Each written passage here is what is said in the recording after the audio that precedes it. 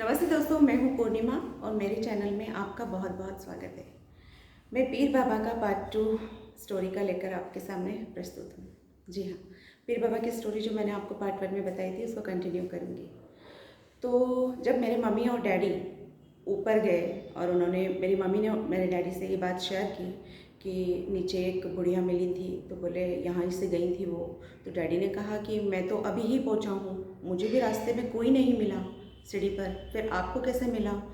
तो मम्मी इस बात को लेकर डैडी ने फिर टाल दिया कि अरे आपका वहम होगा या फिर होगा कोई नहीं दिखा। लेकिन मेरी मम्मी ये बात बहुत सोच रही थी।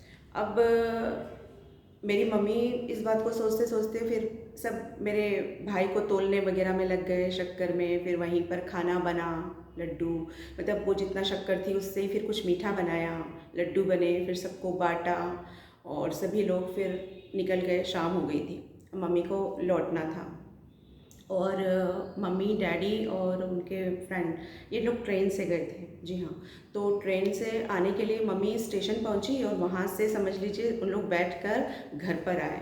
घर पर आके मम्मी को वही दिमाग में चल रहा था, लेकिन घर पर आके जब मम्मी ने चेंज किया और अपने इयररिंग्स देखे तो मेरी मम्मी के गोल्ड के झुमकियाँ थी।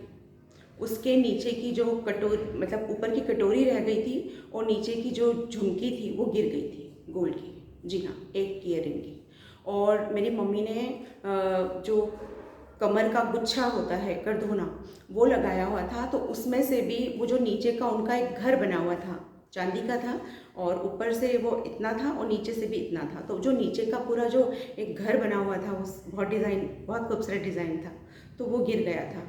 ठीक है। और उसके बाद जब मम्मी घर पर आके और मम्मी ने एकदम से नर्वस हो गई, मेरे मेरे कान की वो ढूंढने लगी। लेकिन वो तो मेरे डैडी के दोस्त ने बताया कि भाभी ये तो मैं आपको ट्रेन में ही पूछने वाला था कि आपका ये दिख रहा, तो मैंने सोचा कि आपने निकाल लिया होगा, रख लिया होगा, और मैं भूल गया आपको आपसे पूछना कि ये आपका कहाँ गया ईयरिंग।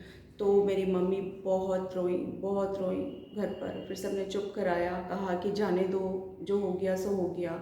लेकिन बार बार मन में एक ही ख्याल आ रहा था कि ऐसा क्यों हुआ, किस लिए हुआ। जी हाँ, पीर बाबा उस वक्त सीढ़ियों पर मिले थे एक बहुत ओल्ड लेडी के रूप में, और उन्होंने मम्मी को घूर कर भी देखा था और वो अपनी जगह छोड़कर वहाँ से चले गए थे।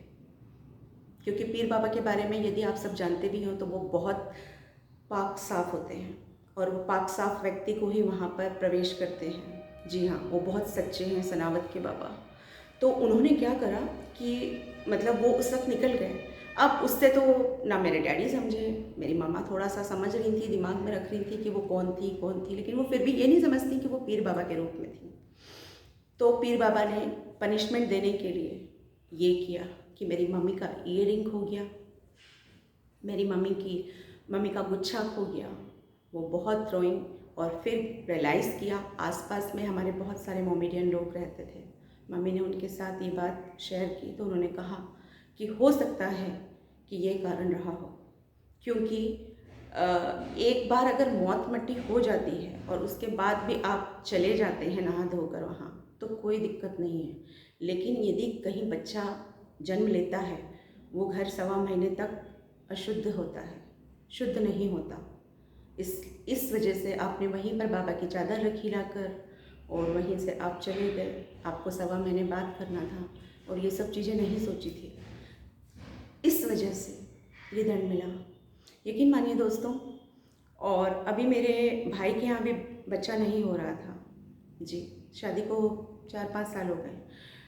फिर मम्मी वहाँ गई और उन्होंने पीर बाबा से मन्नत ली और आज मेरे भाई के यहाँ बच्चा है, बेटा हुआ है, 2 साल का हो गया है। तो पीर बाबा में भी बहुत बहुत ताकत है। उनसे सच्चे दिल से यदि मांगोगे तो वो ज़रूर पूरा करते हैं। तो मैंने खुद आजमाया है और मैं खुद भी वहाँ दरगाह पर गई हूँ, और जब वहाँ पर हम जाते हैं तो बहुत शांति मिलती है, बहुत अच्छा लगता है हमें। जी हाँ, यदि आप सब भी जाना चाहते हैं तो प्लीज़ पीर बाबा के दर्शन ज़रूर कीजिए। और दोस्तों, कैसी लगी मेरी ये स्टोरी? यदि मेरी स्टोरी अच्छी लगी है तो प्लीज़ लाइक, शेयर और सब्सक्राइब कीजिए मेरे चैनल को। और एक बात आपको बताना चाहती हूँ, मैं इसी चैनल पर और एक health videos and beauty tips लेकर बहुत जल्दी प्रस्तुत होंगी आपके सामने। Okay bye, thank you, love you all.